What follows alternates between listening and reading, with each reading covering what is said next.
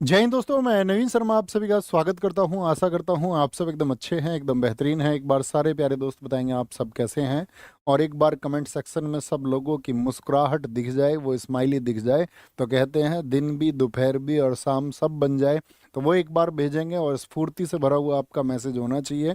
एक बार तन के बैठेंगे, क्योंकि दोस्त अगर किसी चीज़ की शुरुआत आप कर रहे हैं और एकदम से तन से और स्फूर्ति भरे मन से नहीं की ना, तो उस तैयारी का कोई अर्थ नहीं है। तो एक साथी का कल मेरे पास मैसेज आया और उस में साथी ने कहा कि भैया जो शुरुआत है ना वो क्यों ना आप इससे कर दें, मेरी ये आपसे रिक्वेस्ट है। तो कुछ दोस्त ने कुछ पंक्ति भेजी, वो पंक्ति कुछ इस तरह थी कि क्यों ना हम फिर से एक नई शुरुआत करें, कि क्यों ना हम फिर से एक नई शुरुआत करें अपने सपनों के लिए, क्यों ना फिर से एक हाथ करें। और यूं आधे पथ पर हारना मंजूर नहीं, यूं आधे पथ पर हारना मंजूर नहीं, आओ कम से कम एक आखिरी मुलाकात तो करें, एक मुलाकात तो करें।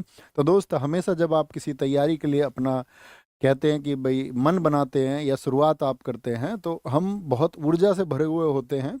क्योंकि दोस्त, सपने कहते हैं कि देखने का अधिकार सबको है। सपने देखते भी सभी हैं, लेकिन पूरे कोई कोई कर पाता है। और पूरे कम्पिटिटिव एग्जाम के फील्ड में मैं आपको बात बताऊं तो लगभग 1 से 2% बच्चे ही होते हैं जो अपने सपनों को पूरे कर पाते हैं। ठीक है, तैयारी करने वाले बच्चे बहुत होते हैं। तो आप उस 1 से 2% में होंगे या नहीं होंगे, ये आपकी जर्नी बताएगी। तो सबसे पहले तो स्वागत इस बात के लिए है कि आप उस भीड़ में से नहीं हो जो जब परीक्षा का समय आएगा, यानी कि जब आपका अगस्त सितंबर अक्टूबर के दिन चल रहे होंगे, उस समय पे जो बच्चे एक्टिव होंगे, आप उनसे पहली बात तो इस बात के लिए आगे हो चुके हो, क्योंकि आप अपनी तैयारी के लिए शुरुआत से आश्वस्त हैं कि भाई मैं अभी से अपनी तैयारी करूंगा। तो पहला स्वागत तो आपका इस बात के लिए बनता है कि आप उन अच्छे बच्चों में से एक हैं जो अपने भविष्य की चिंता करते हैं। सिर्फ तुक्का लगाने के लिए आप नहीं है कि भाई हाँ ठीक है तुक्के से सिलेक्शन हो जाएगा, जो कि होता नहीं है। अब तो सब इस बात को जानते हैं। उसके लिए साथी अथक मेहनत की ज़रूरत होगी। और अथक मेहनत की ज़रूरत में पहले मैं आपको बता दूं कि हम जो सब्जेक्ट यहाँ पर पढ़ने वाले हैं, हर रोज़ शाम को क्लास होंगी। आपका क्लासेस आपको पता होना चाहिए। क्लासेस आपकी मंडे टू फ्राइडे होंगी। मंडे टू फ्राइडे आपकी क्लासेस होंगी, ठीक है, सारी क्लासेस मतलब। ओके, तो 2 दिन जो है आपको चीज़ों को रिवाइज करना है, ये बात ध्यान रखें। ये जो शाम 5 बजे हम पढ़ने वाले हैं साथी, 5 PM पर, तो यहाँ पर हम पढ़ेंगे आपका स्टैटिक जीके को, ठीक है। अब स्टैटिक जीके की महत्वपूर्ण बात क्या है कि आपका टोटल अगर मैं बात करूं, आप उसी तरह से आपका चाहे आप हेड कांस्टेबल मिनिस्ट्रियल दे रहे हो, AWO TPO आप दे रहे हो या ड्राइवर है, सभी में स्टैटिक जीके का महत्व है। लेकिन दिल्ली पुलिस कांस्टेबल की अगर हम बात करें, वहाँ पर सबसे ज़्यादा महत्व है। तो दिल्ली पुलिस कांस्टेबल आपने पिछला भी देखा होगा, 2020 2017 भी आपने देखा होगा, 2023 भी आपने देखा होगा। तो 15 से लेकर के 22 क्वेश्चन तक स्टैटिक जीके से पूछे गए आउट ऑफ 50। बाकी की मैं बात करूं तो उन सभी एग्जाम्स में जो रेशियो रहता है, ठीक है, आपका अगर हम बात करते हैं तो आपका 3 से 4 क्वेश्चन का रेशियो रहता है जो कि पूछा जाता है, वो कि कम ज़्यादा हो सकता है। तो कहने का मतलब है दिल्ली पुलिस कांस्टेबल में इसका बहुत ज़्यादा रेशियो है। सबसे बड़ी बात तो ये है। तो हमको हमेशा पता होना चाहिए कितने क्वेश्चन पूछे जाएंगे उस सब्जेक्ट से। तो हम कह सकते हैं लगभग 15 क्वेश्चन मान के हम तैयारी करें। 15 to 18 क्वेश्चन आप मान लीजिए, ठीक है। और ये बिल्कुल ज़रूरी नहीं होता है कि इस बार इसके क्वेश्चन ज़्यादा पूछे गए तो अगली बार भी। पिछले 3 बार तो ऐसा हुआ है, अगली बार भी शायद यही हो, इसी उम्मीद से हम काम करेंगे। क्योंकि दिल्ली पुलिस SSC करा रही है, तो SSC के पैटर्न पर यह एग्ज़ाम होगा। और SSC का पैटर्न ये कहता है कि स्टैटिक जीके का वेटेज सबसे ज़्यादा होगा। पहली बात तो ये याद रखें। ओके, कोई दिक्कत इस बात में? पॉइंट टू पॉइंट मेरी बातों को समझते रहें। अच्छा, ये जो हम क्लास करेंगे आपका डेली, अभी तो शायद 40 to 45 मिनट्स, ठीक है। आपका कभी वो 50 मिनट भी हो सकती है, कभी वो 35 मिनट भी हो सकती है। कितनी नंबर ऑफ क्लासेस, तो आप मान लीजिए कि लगभग 50 क्लासेस हमारी इसके लिए होंगी। और 50 क्लासेस सफिशिएंट है, ठीक है, +-1 2 कुछ हो सकता है, तो दिक्कत तो नहीं इस बात में। तो 50 क्लासेस होंगी हमारी। अब आते हैं वो साथी जो कभी ना कभी स्टैटिक जीके को पढ़ चुके हैं, और फिर एक दूसरे बच्चे जो फ्रेशर है। दोनों को मैं गाइड करूंगा, तो वो बात समझना। एक तो आप मतलब एक ओल्ड स्टूडेंट है, यानी कि आप एक पुराने स्टूडेंट है। ओल्ड स्टूडेंट तो आपके पास पुराने नोट्स होंगे। तो जब कभी भी हम जिस टॉपिक को पढ़ें, आप नोट्स उनको ओपन कर लेना एक बार, ठीक है। उन्हीं नोट्स में कुछ करेक्शन करना है तो वही कर लो। बार बार नए नोट्स, नए सिरे से नोट्स बनाना, उसका कोई अर्थ नहीं है। या आपके पास नोट्स नहीं है तो बनाने पड़ेंगे, फिर तो क्रम से बनाने पड़ेंगे। फ्रेशर बच्चे को सारे नोट्स बनाने, अच्छे से बनाने हैं। नोट्स किस तरह से बनाएं, देखो दरअसल में कई बार क्या होता है, जब आप क्लास को पढ़ रहे होते हैं तो आपका ध्यान क्या है कि टीचर क्या समझा रहे हैं उस पर कम और लिखने पर ज्यादा होता है। तो जो हम आपका टॉपिक पढ़ने वाले हैं, टॉपिक का मतलब है आपका जो बेसिक पीडीएफ होगी नेक्स्ट डे, जैसे कि हम आज पढ़ेंगे आपका यूनेस्को जो आपका वर्ल्ड हेरिटेज साइट है, विश्व विरासत स्थल, उनको पढ़ेंगे। कल हम रामसर साइट पढ़ेंगे। तो जब आपको आज पीडीएफ मिलेगी, तो उस पीडीएफ में आपको नेक्स्ट डे जो हम टॉपिक करने वाले हैं वो टॉपिक पहले ही मिल जाएगा। अब इस बात के लिए एक बार क्लैपिंग कर दो, ये तो बहुत कमाल बात होगी। यानी कि आपको ऐसे क्लास में बहुत परेशान नहीं होना है, आप अपनी सहूलियत के हिसाब से नोट्स बना लें। क्लास में परेशान ना हो जी कि मंदा लिखें, तेज लिखें। आपको उन सब चीजों के लिए परेशान होने की जरूरत नहीं है कि बोर्ड से थोड़ा साइड हो जाए, आप क्लिक करने में थोड़ा सा समय लगा, ये परेशानी बच्चे को बहुत आती है। ओके, अच्छा, दूसरी बात तो ये रही आपका कि पीडीएफ आपको मिल जाएगी, और पीडीएफ जो है आपका नेक्स्ट टॉपिक की आपको कब मिलेगी, जब हम पहले टॉपिक को खत्म कर रहे होंगे उसी के साथ में। जैसे किसी टॉपिक की 6 क्लासेस हुई, तो जब छठी क्लास होगी तो उस दिन नेक्स्ट टॉपिक हम शुरू करेंगे उससे नेक्स्ट डे, तो जिस दिन टॉपिक खत्म हो रहा होगा उसी पीडीएफ में आपको नेक्स्ट डे वाली पीडीएफ मिल जाएगी। पीडीएफ की अगर हम बात करें, आपको दोनों तरह की पीडीएफ मिल जाएगी, बोर्ड पीडीएफ भी मिल जाएगी और बोर्ड के साथ में आपका हैंड रिटन पीडीएफ भी मिल जाएगी। कोई दिक्कत?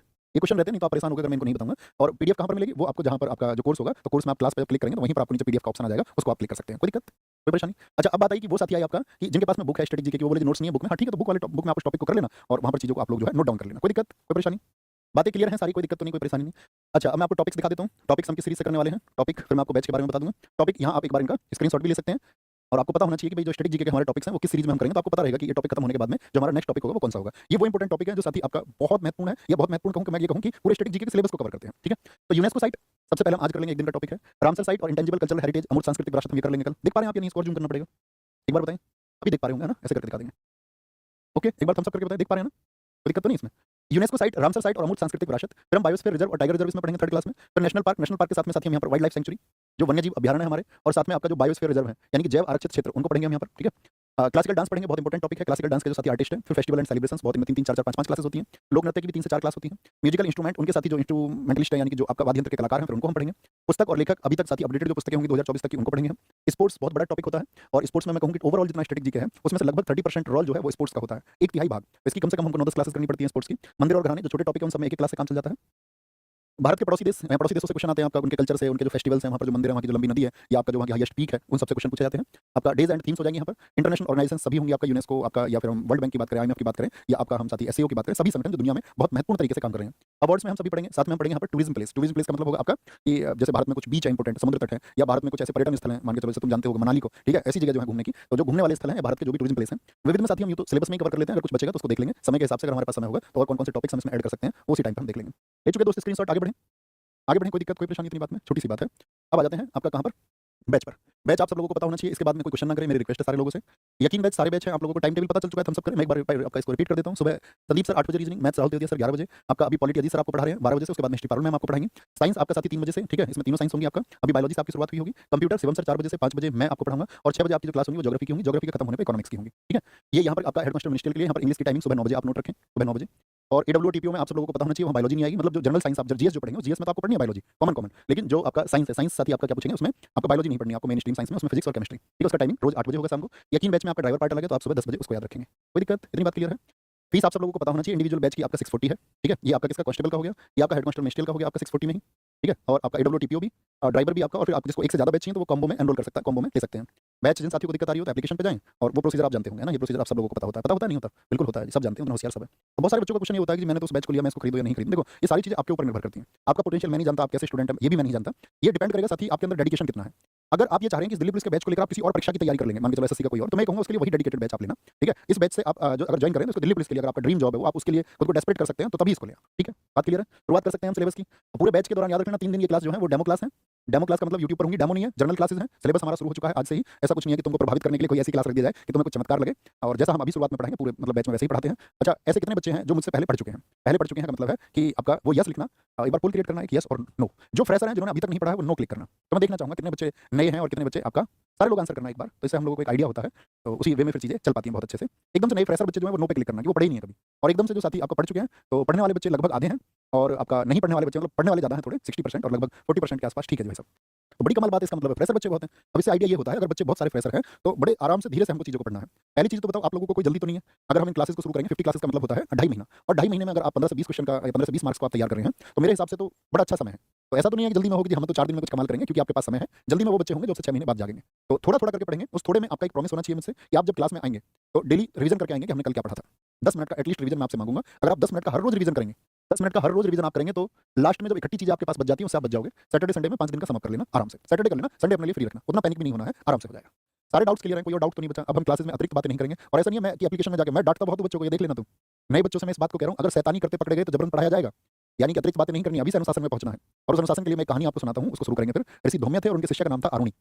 जब हम तैयारी करते हैं तो ऋषि जो धौम्य थे उनके, अभी भी मैं बच्चों को सुना रहा था 2 दिन पहले, ऋषि धौम्य के शिष्य उद्दालक जो हैं उनको उन्होंने भेजा, एक दिन तेज बारिश हो रही थी, हम सब ने पढ़ा है, 8वीं कक्षा की कहानी है। तो उन्होंने कहा कि आपका आरुणि से कि आरुणि जाकर के देखिए कहीं जो वर्षा तेज होने की वजह से कोई नाली या भरा टूट तो नहीं गया है, जिससे खेतों में अतिरिक्त जो पानी है वो ना चला जाए। तो आरुणि जाते हैं, वहां पर एक नाली उनको टूटी हुई मिलती है, गुरु आज्ञा थी। अब वो उसको रोकने का बहुत प्रयास करते हैं, लेकिन उसको नहीं रोक पाते हैं, टूटी हुई मैंड को। और उस टूटी हुई मैंड की जगह जब मिट्टी लगाने से वो नहीं रुक पाते, तो वो खुद लेट जाते हैं।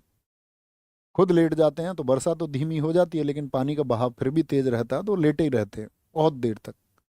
गुरुजी ढूंढते हुए उन्हें जाते हैं, और गुरुजी जब ढूंढते हुए उन्हें जाते हैं तो वो देखते हैं कि भाई उन्होंने आवाज़ लगाई। तो उन्होंने लेटे लेटे आवाज़ लगाई आरुणि ने कि गुरुजी मैं यहाँ हूँ। तो उन्होंने पूछा कि यार ये तो तुमने क्या किया है, मतलब उनको देखते ही एकदम से कि भाई अपने गुरु के प्रति इतना समर्पण। तो उन्होंने उनसे कहा कि तुम्हें बहुत सारी विद्याएं बिना पढ़े प्राप्त हो जाएंगी, और भविष्य में तुम जो है एक ऋषि रूप में प्रकाशमान हो जाओगे। तो कहने का मतलब ये है कि जो उद्दालक थे वो बहुत ज्ञानी नहीं थे, बहुत सिंसियर नहीं थे, लेकिन जब उनको ये वरदान मिला तो उनको अंदर एक ऊर्जा आई, और उस ऊर्जा की वजह से उन्होंने ये लग गया उनको कि हाँ मुझे अपना नाम जो है वो प्रकाशमान करना है, अपने नाम को प्रकाशित करना है, और उसी ऊर्जा से वो हमेशा काम करते रहे, और उनका नाम प्रकाशित हुआ। तो कहने की बात यह है, इस सारी कहानी में एक छोटा सी चीज़ थी, समर्पण। कि आपको टीचर्स, मैं या कोई अन्य टीचर्स जो गाइडेंस दें उसको आप फॉलो करते रहना। जो फॉलो करेगा उसके लिए चीज़ें आसान हो जाएंगी। अभी हम शुरू करते हैं इस बात को। अतिरिक्त बात कोई ना करे प्लीज। जिसको अतिरिक्त बातें करनी है या कुछ और मसाला चाहिए जिसको, वो प्लीज क्लास को ना करें, ये मेरी रिक्वेस्ट है। वही बच्चे करें जो बहुत शानदार और अपने भविष्य का निर्माण कर सकते हैं अच्छे से। अतिरिक्त बातें नहीं। आते हैं यहाँ पर, क्या हमको पढ़ना था? भारतीय यूनेस्को स्थल, इंडियन यूनेस्को साइट। तो सबसे पहली बात तो यूनेस्को क्या है? यूनेस्को एक संगठन है, एक ऑर्गेनाइजेशन है जो कि पेरिस में है, ठीक है। इसका पूरा नाम कहीं पर लिखना यूनेस्को का अपनी कॉपी पर। अभी नोट्स बनाने की जरूरत नहीं है, नोट्स आपको एप्लीकेशन में मिल जाएंगे, आराम से बना लेना। और कभी नोट्स बनाने भी हैं अपने तो शॉर्ट नोट्स बनाया करो, छोटे छोटे चीजों को शॉर्ट में लिख लिया करो। जैसे देखते हैं क्या यूनेस्को क्या है। United Nations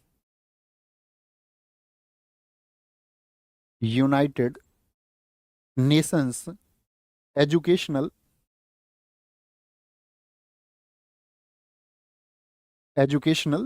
and Scientific Cultural Organization, ये इसका पूरा नाम है यूनेस्को का। यूनेस्को को जो इस्टेब्लिश किया गया था, हालांकि हम इसको संगठनों में पढ़ेंगे जब ऑर्गेनाइजेशंस पढ़ेंगे, इसकी स्थापना या इस्टेब्लिशमेंट जो हुआ था वो हुआ था 16 नवंबर 1945 को। बस आपको दिमाग में रखना है अपने में। ऐसे मत बन जाना कि मैं तो जो लिखा हुआ उसको छापूंगा एकदम से, ऐसे स्टूडेंट नहीं बनना है, ठीक है। यहाँ आएंगे, मेरी रिक्वेस्ट है सारे साथियों से, आपके हाथ जोड़ के पैर पकड़ के अपने जीवन को दिशा देनी है, तो कमेंट सेक्शन में अतिरिक्त बातें मत करना, क्योंकि फिर मैं आपको इग्नोर करूंगा, और आपको इग्नोर करना और आप अपनी उसी ऊर्जा को खर्च करते रहें पूरी क्लास में, तो ये आपको भी शोभा नहीं देगा। ओके, तो जिनको एक ऊर्जा से काम करना है वो फोन को अपने आप से दूर रखना, हाथ में कॉपी और पेन रखना हमेशा एंड तक। अब बात करते हैं कि यूनेस्को ने भारत में कुछ ऐसे स्थल बनाए गए हैं जिनको हम भारत में क्या बोलते हैं, यूनेस्को साइट। और यूनेस्को साइट जो है उनको हम कहते हैं आपका विरासत धरोहर स्थल। यानी कि वो कितनी है, पहला क्वेश्चन तो ये 43 है। भारत में यूनेस्को द्वारा मान्यता प्राप्त 43 मूर्त यानी कि विरासत स्थल हैं, जिनमें से 35 क्या हैं आपका कल्चरल हैं। अभी हम इन सबको देखेंगे धीरे धीरे। कल्चरल का मतलब क्या होता है? देखो, सांस्कृतिक का मतलब है कि जो भारत की संस्कृति से जुड़े हुए हैं। अच्छा, संस्कृति से आप क्या समझते हैं? तो हम कहेंगे भैया संस्कृति में हमारा जो रीति रिवाज है, हमारा जो रहन सहन है, हमारी जो वेशभूषा है, ठीक है, हमारी क्या परंपराएं हैं। तो जब हम रीति रिवाजों की बात करते हैं तो उसमें हमारे मंदिर भी शामिल होते हैं। तो भारत की संस्कृति से संबंधित कौन कौन से मंदिर यूनेस्को को लगे कि ये आपका विश्व विरासत स्थल होने चाहिए, यानी दुनिया की उन कुछ साइट्स में से ये प्रमुख हैं। जैसे कि क्या सिर्फ भारत के ही स्थल होते हैं? नहीं, पूरी दुनिया में से साइट खोजी जाती हैं। क्या सिर्फ भारत के होते हैं? बोलो यस और नो। तो आपको पहली समझ रखनी है कि भारत के नहीं, पूरी दुनिया के होते हैं। भारत में कितने हैं? 43 हैं। इनमें से 7 नेचुरल हैं, जैसे कि कुछ आपका नेशनल पार्क हो गए। एक मिश्रित है, उसको हम जानेंगे, वो सिर्फ कंचनजंगा है सिक्किम का। एक मिश्रित है क्योंकि उसमें विरासत की भी बात है, विरासत के साथ में आपका संस्कृति और नेचुरल दोनों चीजें, कल्चरल और नेचुरल दोनों हैं। यूनेस्को द्वारा हमारी 15 अमूर्त सांस्कृतिक विरासतें हैं। दोनों बातों में अंतर समझना। 43 तो क्या बताई मैंने, मूर्त बताई है, मूर्त यानी कि जो टेंजिबल हैं, और 15 हैं इंटेंजिबल। इस बात को समझें। देखो, टेंजिबल का मतलब होता है जिसको छुआ जा सकता है। जैसे मैं आपसे एक उदाहरण पूछूं, जैसे कि आपके घर में एक कप है, आप उसको छू सकते हैं या नहीं? हाँ या ना? मुझे सिर्फ हाँ या ना में उत्तर चाहिए आपके पूरे बैच में। आप उसको छू सकते हैं, आप कहेंगे हाँ, तो वो टेंजिबल है। आप सोचिए कोई मंदिर है, आप किसी मंदिर को जाकर के छू सकते हैं या नहीं? आप कहेंगे हाँ भैया जी, मंदिर को बिल्कुल छू सकते हैं, क्या दिक्कत है इस बात में, कोई परेशानी नहीं है। अच्छा, दूसरी बात, मुझे एक बात बताइए, आप किसी डांस को छू सकते हैं? जैसे मैं बोलूं कालबेलिया डांस, राजस्थान का एक डांस है, या मैं बोलूं छऊ, जो 3 स्टेटों में आपका होता है, झारखंड में होता है, आपका उड़ीसा में होता है, ठीक है? बताएं, क्या आप उसको छू सकते हैं किसी डांस को? सारे लोग बोले। वेस्ट बंगाल में भी होता है छऊ। आप कहेंगे नहीं, छोटी सी बात है। तो जिसको आप छू सकते हैं वो मूर्त है, और जिसको नहीं छू सकते वो अमूर्त है, इंटेंजिबल है। तो इंटेंजिबल कितने हैं भारत में? आपका 15 हैं। जैसे दुर्गा पूजा, आप पूजा को नहीं छू सकते। लेकिन मैं आपसे पूछूं, आप खजुराहो के मंदिरों को छू सकते हैं क्या? आप ताजमहल को छू सकते हैं क्या? आप आगरा के किलों को छू सकते हैं क्या? एलोरा की गुफाओं को, अजंता की गुफाओं को आप छू सकते हैं क्या? बताइए, पट्टादकल के स्मारकों को, हम्पी के स्मारकों को आप छू सकते हैं या नहीं? जयपुर को आप छू के देख सकते हैं या नहीं? अहमदाबाद को आप छू के देख सकते हैं नहीं? आप कहेंगे हाँ जी भैया। बात क्लियर है? थम्स अप करके मुझे बताएं। आप कहेंगे हाँ जी, बात क्लियर है कि जिनको छुआ जा सकता है 43 तो हैं आपकी वर्ल्ड हेरिटेज साइट, इनको बोलते हैं WHC, विश्व विरासत स्थल, वर्ल्ड हेरिटेज साइट, और 15 है इंटेंजिबल कल्चरल हेरिटेज। बात क्लियर? भारत यूनेस्को का 1946 से सदस्य बना। इसको तो इंपोर्टेंट मार्क करना, जो मैं महत्वपूर्ण बताता चलूं उसको इंपोर्टेंट मार्क किया करना, ये मिलेगा आपको नोट्स में। जैसे भारत में 43 हैं, इटली में सबसे ज्यादा 60 हैं, सिर्फ याद रखें, रटना नहीं है इसको। चाइना 59 पर है, फिर भारत आता है। सर्वाधिक यूनेस्को स्थल वाला जो शहर है वो कार्डोबा, स्पेन का एक शहर है। इस अकेले शहर में 4 आपका वर्ल्ड हेरिटेज साइट है।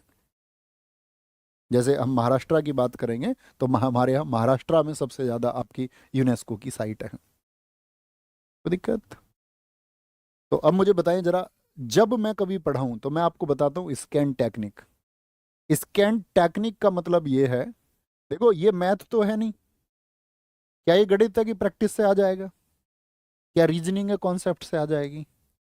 आप कहेंगे नहीं भैया, ये पॉलिटी भी नहीं है कि कॉन्सेप्चुअल समझ हो जाए आपको, ये हिस्ट्री भी नहीं है कि एक क्रम से आप इसको याद रख सकते हैं। ये है स्टैटिक जीके। स्टैटिक जीके मतलब दिमाग में बिठा लो, रट्टा, सीधा शब्द है कि बार बार चीजों को रिवाइज करना पड़ेगा, और एकमात्र यही टेक्निक है कि जो पढ़ें आंख बंद करें, उसको मेमोराइज करें, आंखें बंद करें। रोज नहीं बंद करूंगा ना, रोज सिखाऊंगा, एक बार सिखाऊंगा, जिसको एक बार में सीखना वो सीखेगा। आंखें बंद करके ऐसे बोलना, भारत में, सोचो, आंखें बंद करो, बोलो, भारत में आपका जो मूर्त सांस्कृतिक विरासत है, ये आपका वर्ल्ड हेरिटेज साइट है, कितनी है? 43 है। अमूर्त कितनी है भारत में, इंटेंजिबल कल्चरल हेरिटेज, वो 15 है।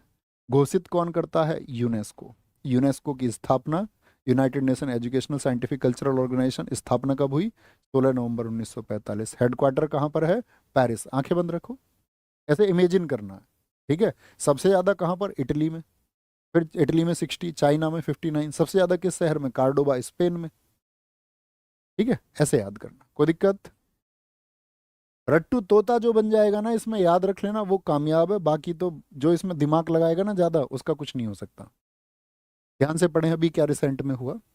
30 जुलाई 2024 को नई दिल्ली में संपन्न यूनेस्को की पहली विश्व धरोहर समिति, देखो विश्व धरोहर समिति इसको बोलते हैं वर्ल्ड हेरिटेज कमेटी। कौन सी कमेटी है ये? World heritage committee. एसएससी ने अभी पूछा था आपका क्वेश्चन, बड़ा अच्छा CHSL में, कि वर्ल्ड हेरिटेज कमेटी, विश्व धरोहर समिति में कितने सदस्य होते हैं? इसमें 21 कंट्री होती हैं, और यही 21 देश हैं जो बताते हैं कि भाई ये जगह अब यूनेस्को में शामिल हो जानी चाहिए। ठीक है, कोई दिक्कत? तो 30 जुलाई 2024 को नई दिल्ली में संपन्न यूनेस्को की विश्व धरोहर समिति के 46th सेशन में, कौन सा सेशन था ये? 46th सेशन में यूनेस्को, ये यूनेस्को का पूरा नाम लिखा हुआ है, विरासत सूची में दुनिया भर के 24 नए विरासत स्थलों को शामिल किया गया। पूरी दुनिया के 24 हुए, भारत का सिर्फ एक हुआ है इस बार। 2024 में कौन बच्चे जानते हैं, बताओ 2024 में कौन सा शामिल हुआ था? कौन सा शामिल हुआ था बताओ? देखो, एक बच्चे का क्वेश्चन तो ये है कि गुरुजी बैकग्राउंड वाइट कर लो, एक बच्चे का क्वेश्चन ये है गुरुजी हिंदी में भी बोल दिया करो, और एक बच्चे का क्वेश्चन क्या है बेटा, आपको लगता है मैंने क्या समझाया आपको? 20 मिनट में क्यों बोला था? इसी बात के लिए। अब आपके बोलने का कोई महत्व नहीं रह गया है। आप एक तो कपड़े की दुकान पर नहीं है कि लाल शर्ट दिखा दो और नीली शर्ट दिखा दो, ये दर्शाता है कि आपकी जो पढ़ाई है वो अच्छे से नहीं हुई। वाइट कलर पर अगर आप पढ़ेंगे तो आप अपनी आंखें खराब कर लेंगे। काश आपने फिजिक्स पढ़ी होती कि आंखों के लिए ग्रीन और ब्लैक कलर सबसे अच्छे हैं। तो आप अच्छे स्टूडेंट होते तो इस बात को समझ लेते, क्योंकि ओस्टवाल्ड का चक्र और आपका वर्ण संयोजन बड़ी छोटी कक्षाओं में पढ़ाए जाते हैं, लेकिन आपने उसको नहीं पढ़ा। कौन जिम्मेदार है इसका? आपको, आपने सोचा कक्षाओं में श्यामपट क्यों रखते थे जब हम छोटे थे? श्यामपट जब आप छोटे थे तो कैसे बोर्ड पे पढ़े हैं? ब्लैक बोर्ड पे कि व्हाइट बोर्ड पे? व्हाइट तो लोगों ने अपनी सहूलियत के लिए लिया है, इस पे पेन से लिख के मिटा देते थे। पढ़ना है तो काले बोर्ड पर, हिंदी अंग्रेजी दोनों बोलेंगे। ठीक है भाई साहब, ये मेरा आपको अंतिम है। बहुत बढ़िया, मुझे ऐसे स्टूडेंट्स से मतलब है जो अभी लिख रहे हैं कि मोइदम्स असम शामिल हुआ जी। बहुत बढ़िया, शाबाश, क्लैपिंग क्लैपिंग क्लैपिंग। तो इस सूची में 60 स्थलों के साथ इटली सबसे आगे, 59 स्थलों के साथ में चाइना दूसरे स्थान पर है। भारत इस सूची में 43 स्थल हैं। नवीनतम, नवीनतम का मतलब होता है जो न्यूएस्ट है, वो असम का मोइदम है। आपके एग्जाम में क्वेश्चन आएगा, लिख लो 100%। असम में एक अहोम डायनेस्टी हुआ करती थी, एक अहोम वंश हुआ करता था। उसी अहोम वंश की साथी ये आपका क्या बोलेंगे, वहां पर वो लोग अपने हथियारों को, जो उनकी वेशभूषा ड्रेस थी, उन सबको वो दफनाते थे। उस जगह को बोला जाता मोइदम्स। बहुत चर्चित है, इसको इस बार 43वीं साइट। तो मोइदम्स बन गई आपका 43वीं साइट। जब आप अपनी पीडीएफ देखोगे तो जब सारी चीजें पढ़ लो तो एक बार इससे प्रैक्टिस करना, ये आपकी प्रैक्टिस के लिए लगाया गया है। इसमें आपको खोजना क्या होगा, जब आपके पास फोन में पीडीएफ पहुंचेगी, अभी मत देखना इसको, तो आपको ऐसा नाम मिलेगा खजुराहो। तो आपको सोचना खजुराहो किस स्टेट में है, अजंता केव्स किस स्टेट में है, किसी भी वर्ल्ड हेरिटेज साइट की जो स्थिति है वो किस राज्य में है। पहला महत्वपूर्ण क्वेश्चन ये बनता है सबसे ज्यादा, और फिर उससे संबंधित जो जानकारी है वो पूछी जाती है। ओके, आगे आएंगे। नेक्स्ट, यहां पर शुरू करते हैं उन 43 स्थलों के बारे में क्या क्या पूछा जाता है, ध्यान से देखना। यहां पर आपसे पूछ रहा है कि विश्व धरोहर स्थल किस जगह पर हैं, संबंधित राज्य यानी कि वो जहां पर भी हैं, और उनको वर्ल्ड हेरिटेज साइट में कब शामिल किया गया। ये ईयर इधर लिखा हुआ है। साथ ही सबसे पहला क्वेश्चन पूछा जाता है कि भारत का पहला विश्व विरासत स्थल किस वर्ष में चयनित हुआ था। बोलो फटाफट से, किस वर्ष में? 1983। 1983 में 4 चयनित हुए थे आपका। एक तो आगरा का किला, एक ताजमहल, एक अजंता, एक एलोरा। एक आपका ताजमहल, एक आपका आगरा का किला, एक अजंता, एक एलोरा। ये 4 कब के? 1983। लेकिन उन चारों में सबसे पहले कौन हुआ? आगरा का किला। तो याद रख लेना, भारत का पहला यूनेस्को में शामिल वर्ल्ड हेरिटेज साइट, विश्व विरासत स्थल कौन सा है? आगरा का किला। कहाँ पर है? आगरा। यूपी के बच्चे जानते होंगे, बाहर के स्टेट वाले बच्चों को याद करना होगा। 1983 में। ताजमहल कहाँ पर है भैया? ताजमहल यूपी में 1983। ताजमहल, इसके बारे में अतिरिक्त जानकारी है, इसको आराम से पढ़ना, ये हिस्ट्री में पढ़ोगे आप सब लोग, इसको किसने बनाया, ताजमहल कैसे बना था, ये इतिहास का विषय है। ठीक है, इसके जो वास्तुकार, वास्तुकार का मतलब होता है इसके जो आर्किटेक्ट थे, आर्किटेक्ट थे इसके, वो कौन थे? उस्ताद अहमद लाहौरी। ठीक है, और इसको जो डायरेक्शन दिया था वो किसने दिया था? उस्ताद ईशा खान ने। अच्छा, जो एक कहानी आपने सुनी होगी, जिन्होंने ताजमहल को बनाया उनके हाथ काट दिए गए, सुनी है ना? सुनी। इतिहास में आप जानोगे सब कुछ, और आपका इतिहास के लिए तो आपको अभी इंतजार करना पड़ेगा, क्योंकि अभी पॉलिटी चलेगी फिर हिस्ट्री चलेगी। तो वो कहानी एकदम से झूठी है, ये बात याद रख लेना। उनके हाथ काटने का मतलब उनसे काम छीन लिया गया था, काम छीन लिया गया था, मतलब वो कह दिया था आपका शाहजहां ने कि भाई आप काम नहीं करोगे इस तरह का कोई भी, और उसने नगर बसाया था, उनको पेंशन दी थी, सब कुछ दिया था। तो जब एक कलाकार से उसका काम छीन लिया जाता है तो कहते हैं उसके हाथ काट दिए। ठीक है, कहाँ पर ताजमहल दूसरा हो गया। तीसरा कौन होगा साथी आपका, किस चीज पे फोकस करना है मैं फिर से बता देता हूँ, इस जानकारी पर, और आपका साथ में वो किस स्टेट में है। थर्ड वन, अगर याद रहे ईयर तो याद रख लेना, ना याद हो कोई दिक्कत नहीं। ईयर याद नहीं हो तो कोई दिक्कत नहीं, कुछ के इंपॉर्टेंट है ईयर, वो मैं आपको बताऊंगा जो भूलने नहीं है। अजंता की गुफाएं कहाँ पर हैं, महाराष्ट्र में। मुझे बताओ अजंता की गुफाएं महाराष्ट्र के किस जिले में है, महाराष्ट्र के किस जिले में है, याद रख लेना। ये महाराष्ट्र में साथी आपका संभाजी नगर में है। संभाजी नगर, जिसका पहले नाम हुआ करता था आपका क्या, औरंगाबाद। औरंगाबाद। अजंता की गुफाओं की कुल संख्या साथी 29 है, और ये गुफाएं बौद्ध धर्म से संबंधित है। बौद्ध धर्म से संबंधित है, इसका मतलब है कि इन गुफाओं में जातक कथाएं लिखी हुई हैं। जातक कथाएं। अब आप सोचोगे जातक कथाएं यानी कि जातक स्टोरीज क्या होती है भैया। तो जब महात्मा बुद्ध का जन्म हुआ तो बौद्ध साहित्य जब लिखा गया, यानी कि जब बुद्ध के बारे में लिखा जा रहा था, जो आपका पाली पाली भाषा से बौद्ध धर्म का संबंध है, तो पाली भाषा के जब ग्रंथ लिखे जा रहे थे तो उनमें लिखा गया है कि महात्मा बुद्ध के जन्म से पहले की जो कहानी है, यानी कि 549 549 कहानियां हैं जिनको जातक कथाएं कहते हैं, और वो सभी कहानियां बौद्ध धर्म से संबंधित हैं और साथ में महात्मा बुद्ध के जन्म से पहले की हैं। बताओ जातक कथाएं महात्मा बुद्ध के जन्म से पहले की हैं या बाद की हैं, तो आप कहोगे महात्मा बुद्ध के जन्म से पहले की हैं। तो वो जातक कथाएं इन गुफाओं में लिखी हुई हैं। यहाँ देखोगे आप स्ट्रक्चर अंदर जाके तो जातक कथाओं का जिक्र आएगा। किस वंश ने बनाया था इनको, वाकाटक डायनेस्टी ने इसको बनाया था। ये हिस्ट्री में पढ़ोगे आप सारे वंश, नाम देख के घबराना नहीं है कि कभी सोचो वाकाटक वंश क्या है, उस तरह की बातें नहीं करनी है, तो वो हिस्ट्री में आप पढ़ेंगे। वाघोरा रिवर यहाँ पर बहती है, कहाँ पर, महाराष्ट्र में, उस वाघोरा रिवर के किनारे ये हैं। ओके, एलोरा की गुफाएं, मुझे बताओ एलोरा की गुफाएं महाराष्ट्र में किस डिस्ट्रिक्ट में है, किस जिले में है, तो क्या बोलोगे आप, भैया जिले में ये हैं आपका, कहाँ पर, संभाजी नगर में ही, संभाजी नगर में ही। हम सब करके मुझे बताओ अपने नोट्स में चीजें ऐड कर रहे हो जो पहले के आपके नोट्स हैं, जो पुराने साथी हैं, कोई भी जो पुराने नोट्स में इसको नोट कर रहे हैं, याद रख लेना ये किसने बनवाई थी, राष्ट्रकूट वंश ने। किसने बनवाई थी, राष्ट्रकूट वंश ने इनका निर्माण करवाया, मेड बाय राष्ट्रकूट डायनेस्टी। तो 1983 के ये 4 हुए। एलोरा की गुफाओं से बहुत सारे क्वेश्चन बनते हैं। एलोरा की गुफाओं की संख्या कितनी है, किसी भी गुफा की, जैसे एलिफेंटा आएंगी तो एलिफेंटा गुफाओं में जो गुफा है वो 7 हैं। ये गुफाओं की संख्या आपको हमेशा पता होनी चाहिए, बहुत महत्वपूर्ण बात है। यहाँ पर चरनाद्री पहाड़ी है।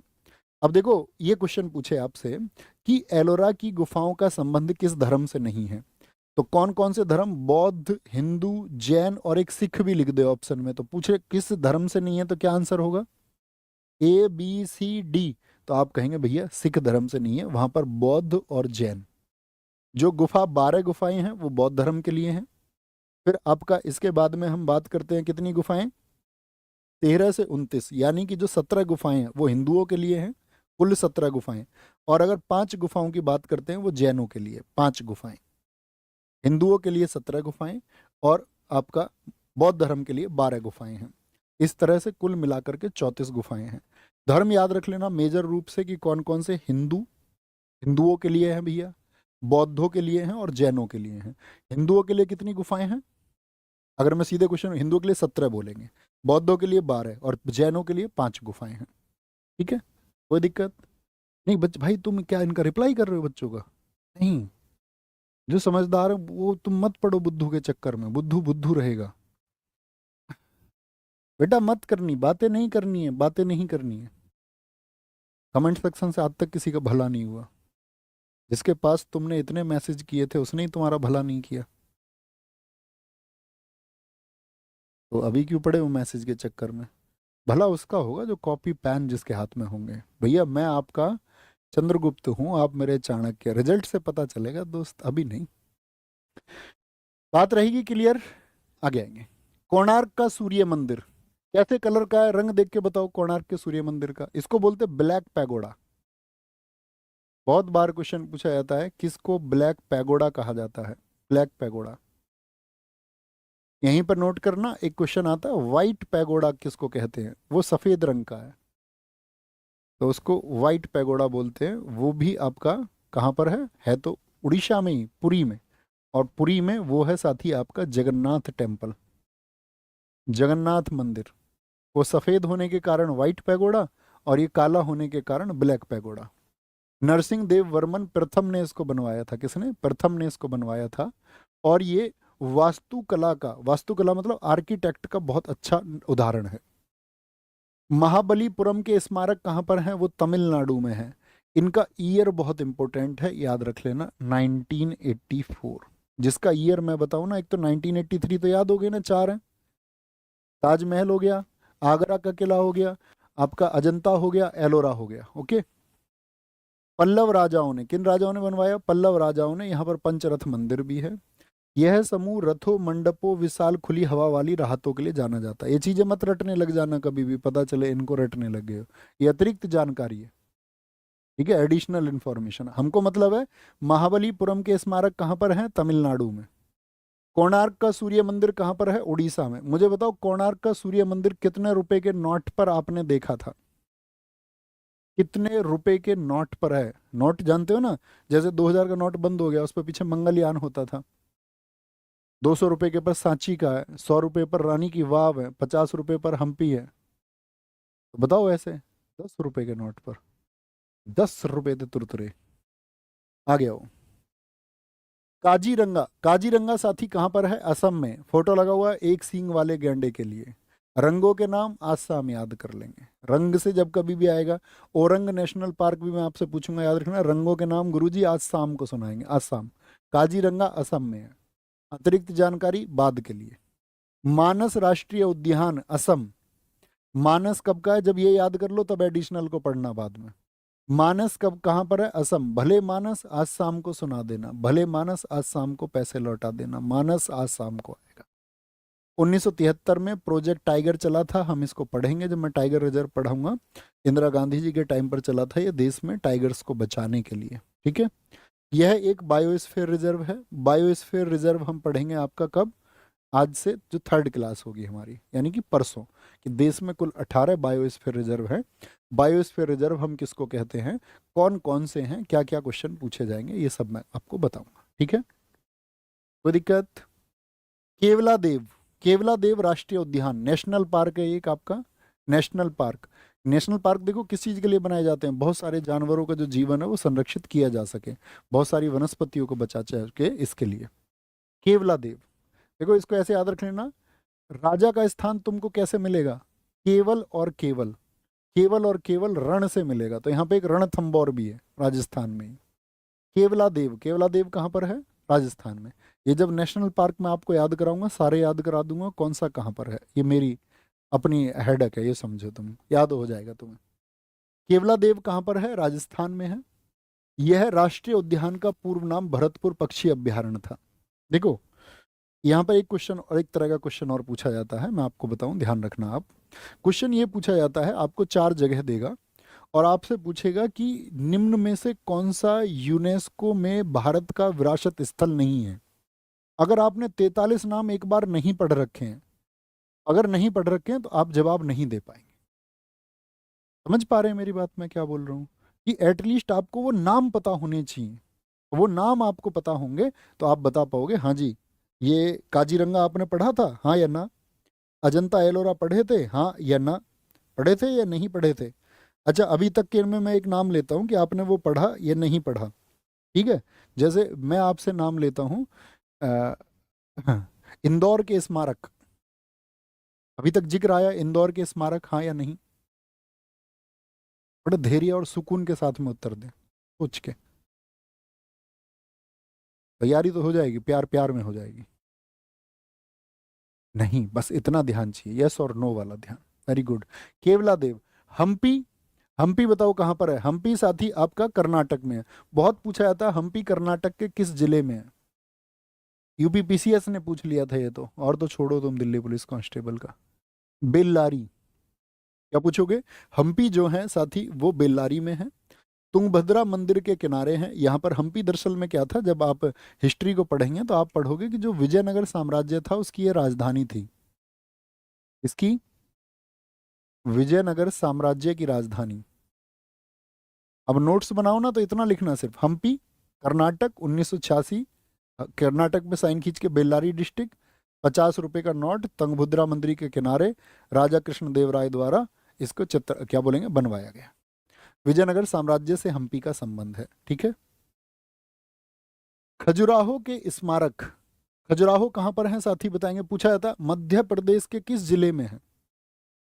चंदेल शासकों ने इनको बनवाया और साथ में सिर्फ दो धर्मों से इनका संबंध है, हिंदू धर्म और जैन धर्म। कौन से दो धर्म? हिंदू धर्म। इसी बार एसएससी सीजीएल में पूछा गया था आपका कि 2023 प्रीलिम्स में क्या क्वेश्चन था आपका कि खजुराहो के स्मारक जो कि उनको जिला भी दे रखा था, ये बोल रखा था कि जो मध्य प्रदेश के छतरपुर जिले में स्थित हैं उनका संबंध किन दो धर्मों से है। तो ऑप्शन थे हिंदू और बौद्ध, हिंदू और जैन, हिंदू और सिख, हिंदू और पारसी। तो किन दो धर्मों से? हिंदू और जैन। और एलोरा की गुफाओं की, ठीक है। और यहां पर किसकी बात आई है? खजुराहो की। खजुराहो में कितना है आपका? सिर्फ दो हैं, हिंदू और जैन। खजुराहो के स्मारक कब लिस्ट हुए थे ये इंपॉर्टेंट है, 1986 में। पूछेगा खजुराहो के स्मारकों को कब लिस्ट किया गया था, ये कब सूची में शामिल किया गया था, ठीक है। बहुत अच्छा, देखो एक साथी ने हमारे ने कितना कमाल का लिखा है, इसको हम प्रैक्टिस सेट में शामिल करते थे, वीर सिंह भाई, बहुत शाबाश। उन्होंने कहा है कि खजुराहो के स्मारकों में मंदिर जो 25 मंदिर है वही शेष बचे हैं। पहले यहाँ पर 85 मंदिर थे जो साथी क्या हो चुके हैं, वो खंडर बन चुके हैं। बहुत शाबाश दोस्त, very good. Fatehpur Sikri UP 1986, ठीक है। फतेहपुर सीकरी विजय का नगर, अकबर ने इसको बनाया, हिस्ट्री पढ़ेंगे आप। गोवा के गिरजाघर, गोवा 1986, बिल्कुल इंपॉर्टेंट नहीं है, ठीक है। ये भारत में एक चर्च है जो पुराना है तो उसको लिस्ट किया गया। एलिफेंटा की गुफाएं इंपॉर्टेंट हैं, बहुत इंपॉर्टेंट है। कहाँ पर है ये आपका साथी? महाराष्ट्र में है। कहाँ पर? महाराष्ट्र में। पूछे एलिफेंटा की गुफाओं को किसने बनवाया था, बोलो भी फटाफट से। तो एलिफेंटा की गुफाएं चालुक्य और राष्ट्रकूटों से संबंध रखती हैं, चालुक्य और राष्ट्रकूटों से। राष्ट्रकूटों ने दरअसल में, याद रख लेना, देखो यहाँ पर अगर आपसे पूछे एलिफेंटा की गुफाओं के बारे में क्या क्वेश्चन बन सकता है आपसे, अच्छा सा क्वेश्चन बन सकता है कि ये महाराष्ट्र में आपका कहाँ पर एलिफेंटा, सॉरी, चालुक्य और राष्ट्रकूटों में ज्यादातर अगर हम योगदान बोले तो राष्ट्रकूटों का ज्यादा रहेगा, है ना, क्योंकि यहाँ पर जैन मंदिर नहीं है और जितना भी काम था आपका वो उन्होंने जैन मंदिरों के लिए किया। राष्ट्रकूट होंगे। महाराष्ट्र में कहाँ पर है? ये मुंबई में है। मुंबई में जो साथी आपका घरा शिव है, घारापुरी गुफाएं एलिफेंटा गुफाओं का स्थानीय नाम है, वहां पे इनको क्या बोलते हैं? घारापुरी। घारापुरी नहीं, घारापुरी, GHARA, घारापुरी बोलना है इनको, है ना। घारापुरी का मतलब होता है गुफाओं का शहर, city of caves, city of caves कहा जाता है उसको, है ना। करेक्ट कर लो दोस्त उसको, जीतू यादव जी उसको करेक्ट कर लेंगे साथी, करेक्ट कर लो, कोई दिक्कत नहीं है।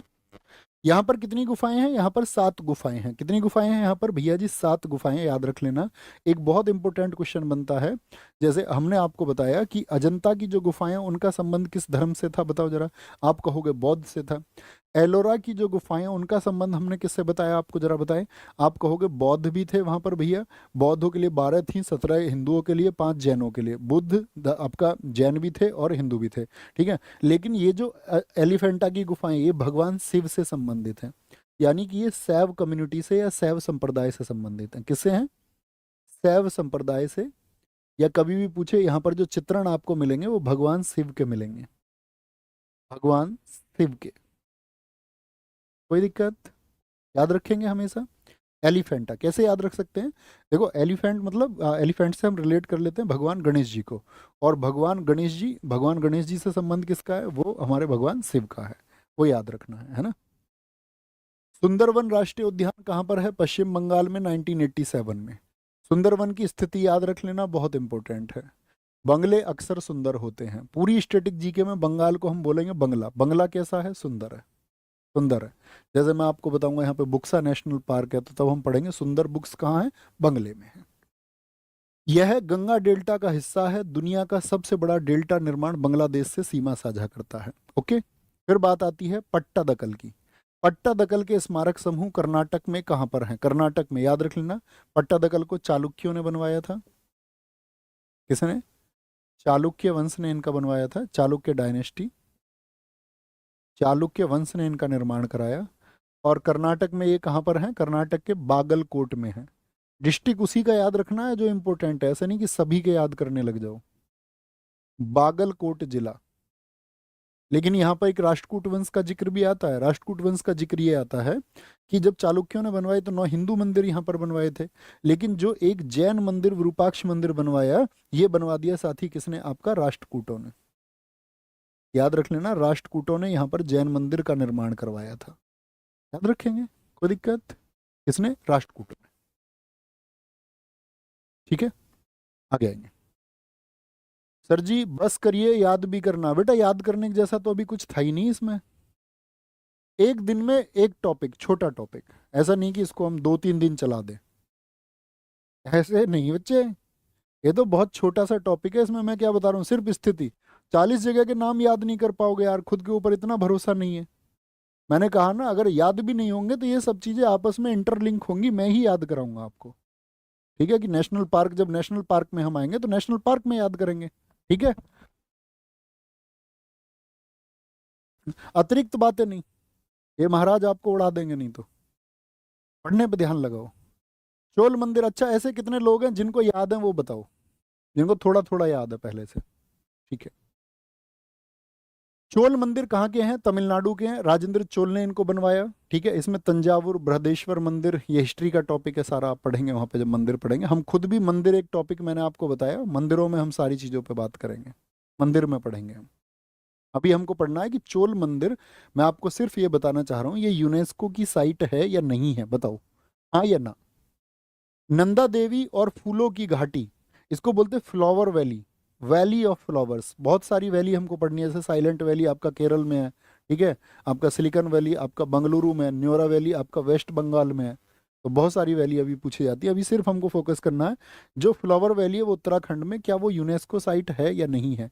हाँ जी है, सिर्फ इतना भर याद रखना है। सांची के बौद्ध स्तूप किसने बनवाए थे? अशोक ने बनवाए थे। कितने रुपए के नोट पर हैं? ये क्वेश्चन एग्जाम के लिए बहुत इंपॉर्टेंट है, जो अतिरिक्त जानकारी मैं आपको महत्वपूर्ण बताऊं। सांची के किस वर्ष में साथी यूनेस्को में लिस्ट हुए? बहुत बार पूछा गया है। स्तूप होते हैं जिनका संबंध होता है बौद्ध धर्म से, क्योंकि आप सबको पता होगा कि जो अशोक हैं उन्होंने कलिंग युद्ध के बाद में, आप इस बात को हिस्ट्री में पढ़ेंगे कि जो अब आपका उनकी गद्दी पे वो 8वें वर्ष बैठे थे। 8वें वर्ष का मतलब है 261 BC में। तो जब उन्होंने कलिंग वॉर लड़ा तो उसके बाद में वहाँ 1 लाख लोग जब मारे गए, तो उन्होंने अपने धर्म को छोड़ करके, और किस धर्म को? आपका बौद्ध धर्म को अपना लिया था, है ना। दीवारों पर यहाँ पर जातक कथाएं लिखी हुई हैं, जिनको हेनरी टेलर ने बताया था 1818 में। हुमायूं का मकबरा दिल्ली में है, 1993 में, बहुत बार पूछा गया। इस वर्ष में 1993 में। अब देखो, हुमायूं के मकबरे से एक क्वेश्चन और आता है कि हुमायूं का मकबरा, इसको बोलते हैं मुगलों का कब्रिस्तान। मुगलों का कब्रिस्तान यानी बहुत सारे मुगल कहाँ पे रहते थे? दिल्ली में, लाल किले में। और इनके जो भी राजकुमार आपका या अन्य जो भी परिवार के लोग होते थे, उनमें से ज्यादातर लोगों को कहाँ पर? उनको हुमायूं के मकबरे में दफनाया गया है। अब इम्पोर्टेंट ये है कि अब तक जितने भी हमने पढ़े थे, क्या उनमें कहीं भी कोई ऐसा आया था जो दिल्ली से था? हाँ या ना? तो आप कहेंगे ये दिल्ली से पूछा जाएगा क्वेश्चन आपसे। अब आप दिल्ली पुलिस की तैयारी कर रहे हैं तो याद रख लेना कि वह कौन सी यूनेस्को साइट है जो दिल्ली की पहली यूनेस्को साइट बनी। तो वो हुमायूं का मकबरा है, इससे पहले कुछ नहीं था दिल्ली का। ओके, हुमायूं का मकबरा। कुतुब मीनार 1993, यानी जब हुमायूं का मकबरा बना तभी कुतुब मीनार बनी। कुतुब मीनार कितने मंजिल की है बताओ? 1 2 3 4 5, कितने मंजिल की? 5 मंजिल की। ये आप पढ़ेंगे इस बात को कि भाई जब आप हिस्ट्री पढ़ेंगे तो कुतुब मीनार एक आपका 1206 से 1210 तक रहा था। ऐबक ने इसकी आपका क्या बोलेंगे, ऐबक ने इस पर काम चलवाया था। इल्तुतमिश ने क्या किया था? इसकी 3 मंजिल और बनवाई थी इल्तुतमिश ने। इल्तुतमिश ने क्या कर दिया था, इसकी 3 मंजिल और बनवाई थी, और इसकी जो 1 मंजिल है आपका, तो 4 मंजिल हो गई। 5वीं मंजिल किसने बनवाई थी, जब 1386 में क्या हुआ था, इस पर बिजली गिर गई थी, तो फिरोज शाह जो तुगलक था उसने इसकी 5वीं मंजिल बनवाई थी, फिरोज शाह तुगलक ने। और एक बार जब दिल्ली में भूकंप आया था सन 1505 में, तो सिकंदर लोदी ने इसकी मरम्मत करवाई थी। ओके, तो पूछा जाएगा किसने शुरू किया, आपका बताओ फटाफट से। ऐबक ने इसकी पहली मंजिल बनवाई, हाँ या ना? आप कहेंगे हाँ जी, उसी ने शुरू किया। इल्तुतमिश ने क्या कराया, इसको पूर्ण कराया। 5वीं मंजिल किसने जुड़वाई इसमें, फिरोज शाह तुगलक ने। ओके, भारतीय पर्वतीय रेलवे, जो भारत की माउंटेन्स में रेलवे बनती है, वो अपने आप में रेलवे चलती है, वो अपने आप में देखने की जगह है, तो उनको भी यूनेस्को की वर्ल्ड हेरिटेज साइट, मतलब आश्चर्यजनक जगह है ये सारी।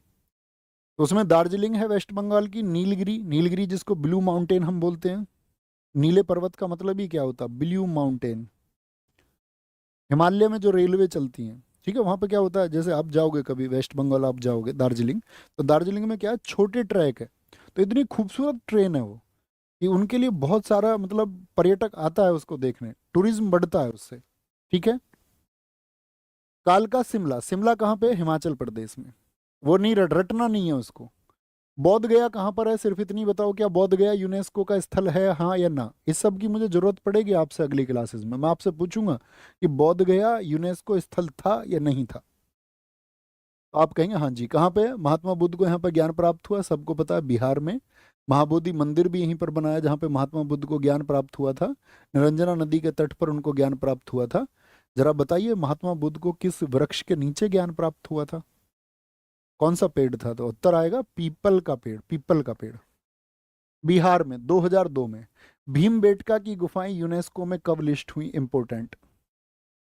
8 या 7 में तुम्हें दे रहा हूँ जो महत्वपूर्ण। भीमबेटका कहा जाता है कि जो महाभारत का भीम है वो उसके बैठने की जगह थी। मध्य प्रदेश में इनको खोजा वीएस वर्णाकर ने। विंध्य पर्वत के नीचे स्थित है।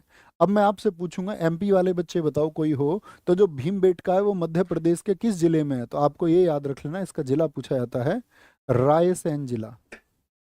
कौन सा जिला है? रायसेन जिले में ये स्थित है। कहाँ पर है? रायसेन जिले में ये स्थित है, याद रखेंगे। ठीक है। छत्रपति शिवाजी टर्मिनल कहाँ पर है? महाराष्ट्र में। जो हमारे छत्रपति शिवाजी महाराज जी हैं वो तो सब जानते हैं कि भैया वो आपका कहाँ के हैं, महाराष्ट्र से उनका विशेष लगाव है, तो महाराष्ट्र में उनको टर्मिनस दिया गया। ओके। चंपानेर कहाँ पर है? आपका गुजरात में। ठीक है, चंपा के साथ में याद रख लेना गुजरात। ओके, चंपानेर। लाल किला दिल्ली में कब लिस्ट हुआ? बहुत इंपॉर्टेंट। लाल किला ईयर याद रखें। लाल किला कहाँ पर है ये तो सब जानते होगे या नहीं? बहुत बेसिक कोई बच्चा है कि भैया मैं कुछ जानता ही नहीं हूँ, तो फिर बहुत धैर्य रखना है, चुपचाप चीजों को उतनी ही बार रिवाइज करना है, उतनी ही बार। लाल किला शाहजहां द्वारा निर्मित है। लाल किला कितने रुपए, लाल किला जो कितने रुपए के नोट पर है? 500 के नोट पर। ठीक है। जंतर मंतर मुझे बताओ फटाफट से, जंतर मंतर भारत में कितने हैं? ये दरअसल में एक राजा थे सवाई जयसिंह, और उनकी मतलब एस्ट्रोनॉमी में बहुत रुचि थी, खगोल विज्ञान में, ग्रह तारों की गति, तो इसमें उनकी बहुत रुचि थी। तो कितने जंतर मंतर बनवाए उन्होंने? 5। याद रख लेना, ये जयपुर वाला जंतर मंतर है, जयपुर वाला। जो पहला जंतर मंतर उन्होंने बनवाया था वो था दिल्ली का। कभी भी आपसे पूछे पहला जंतर मंतर क्या है, जंतर मंतर किससे संबंध है? खगोल वेधशाला है, एस्ट्रोनॉमी से इसका संबंध है दोस्त, खगोल वेधशाला। पहला जंतर मंतर कहाँ का है? दिल्ली का। कब बना था? 1725 में। ईयर बोलो सारे लोग। 1725 में बना था, 1725। बस ये खुद से बिलीव रखना कि अगली बार जब मैं ये पूछूं तो आपको पता होना चाहिए अगली बार में। तो दिल्ली में हो गया, जयपुर में हो गया, एक साथी आपका कहाँ पर है? वाराणसी में है, वाराणसी में है। एक आपका उज्जैन एमपी में बनाया गया है, एक साथी आपका मथुरा यूपी में बनाया गया है। तो कुल कितने जंतर मंतर अगर मैं आपसे पूछूं तो आप कहोगे भैया टोटल 5 जंतर मंतर है जिनका संबंध है खगोल विज्ञान से। बनवाया किसने था इनको? तो नाम लिख लेना आप, सवाई जयसिंह ने। किसने बनवाया था? सवाई जयसिंह ने, जिन्होंने जयपुर की स्थापना भी की थी 1727 में।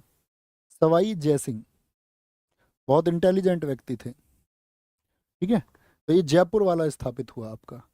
पश्चिमी घाट, पश्चिमी घाट का मतलब होता है, जब आप भारत के नक्शे को देखोगे, एक रिक्वेस्ट और मैं आपसे करूंगा सारे लोगों से, याद रख लेना इस बात को कि दोस्त जब बात आई ना कि भैया देखो, एक बात याद रख लेना, आप सारे स्टूडेंट्स एक बार थम्स अप करो। अगर हमारे पास मैप नहीं है तो भैया कल ही लाके जिस टेबल पर हम पढ़ते हैं उसके सामने लाके चिपका देंगे। ये प्रॉमिस करके जाओ। चाहे हाथ से बनाओ आप उसको, अगर आपके पास पैसे नहीं है उस बात के लिए तो मतलब आप उसको जो है हाथ से बना लो अच्छे से। लेकिन एक नक्शा आपके सामने प्रॉपर वे का लगा हुआ रहना चाहिए, 10 रुपये 5 रुपये का जो भी आपको मिले, ठीक है। तो वेस्टर्न घाट क्या होता है, तो ये जो हमारा घाट है, इधर क्या है, अरब सागर है। इधर क्या है आपका, अरब सागर है। इधर क्या है, बे ऑफ बंगाल अर्थात बंगाल की खाड़ी है। बंगाल की खाड़ी, ए बी से याद रखो, ए बी, ठीक है। ए अरब सागर और इधर बे ऑफ बंगाल। तो यहां पर मुझे बताओ, जो ये वेस्टर्न साइड है, आप रीजनिंग पढ़ते होंगे, इधर क्या है, नॉर्थ है। रीजनिंग भी नहीं पढ़ोगे तब भी नॉर्थ इधर ही रहेगी आपके सामने, नॉर्थ माना करो हमेशा। इधर ईस्ट है, चाहे आप किधर भी मुंह करके बैठे हो, वेस्ट है। तो जो पश्चिम की तरफ है वो पश्चिमी घाट, और जो पूर्व की तरफ है वो क्या है, वो साथी आपका क्या हो जाएगा, पूर्वी घाट हो जाएगा, याद रखेंगे। तो पश्चिमी घाट में क्या हो गया आपका, महाराष्ट्र, ठीक है। इधर तमिलनाडु हो गया आपका, यहाँ तक तमिलनाडु, ये इधर केरल है, केरल है, यहाँ पे गोवा पड़ता है, कर्नाटक हो गया।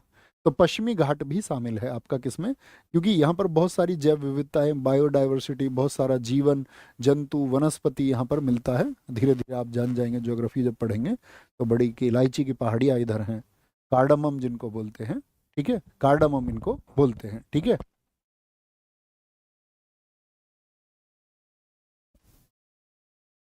राजस्थान के पहाड़ी दुर्ग की अगर हम बात करें, अच्छा पहाड़ी दुर्ग समझ रहे हैं, जो हिल एरिया में साथी फोर्ट बनाए गए हैं, हिल एरिया में जो फोर्ट बनाए गए हैं, ठीक है।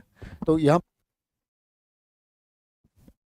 राजस्थान के पहाड़ी दुर्ग कहाँ पर हैं, वो राजस्थान में ही होंगे।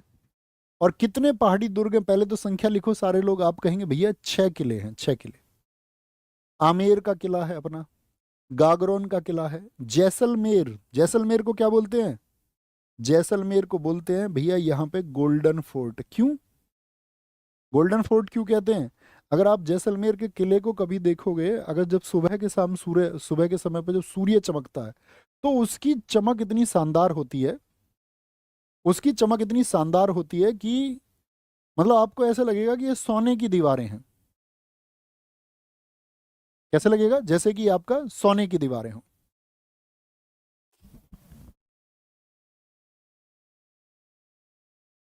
गोल्डन फोर्ट क्या बोलोगे इसको, सुनहरा। चित्तौड़गढ़, कुंभलगढ़, कुंभलगढ़ की बात बताओ, कुंभलगढ़ से किनका संबंध है, कौन बताएगा। भारत के एक वीर सपूत हैं, हिंट मैं देता हूं, उनके बचपन का नाम कीका था, बचपन का नाम था उनके का कीका। कुंभलगढ़ से किसका जीवन जुड़ा हुआ है। और कुंभलगढ़ की जो दीवारें हैं ना साथी, याद रखना, पूरी दुनिया में चीन की दीवार सबसे लंबी मानी जाती है, और चीन की दीवार में दूसरी जो सबसे लंबी दीवार मानी जाती है वो मानी जाती है कुंभलगढ़ की। कितनी लंबी दीवार है कौन बताए, कुंभलगढ़ की 36 किलोमीटर लंबी दीवार है। कोई और किला नहीं है जिसकी इतनी किलोमीटर लंबी दीवार हो। कितनी, 36 किलोमीटर लेंथ है इसकी, वॉल की, दीवार की, 36 किलोमीटर। भैया जंतर मंतर को ठीक कर लीजिए, 1724 होगा बिल्कुल, हम क्या लिख चुके हैं, जंतर मंतर 1724 ही होगा दोस्त, हमने क्या लिख लिया, कुछ गलती हुई क्या हमसे। 1724 एकदम से ठीक है, 1724। इसके 10 साल बाद इसने ये आपका जयपुर का बनाया था 1734 में, 1727 में इसने जयपुर की स्थापना की। 1724, एक बार थम्स अप करें, इसे करेक्ट करेंगे दोस्त।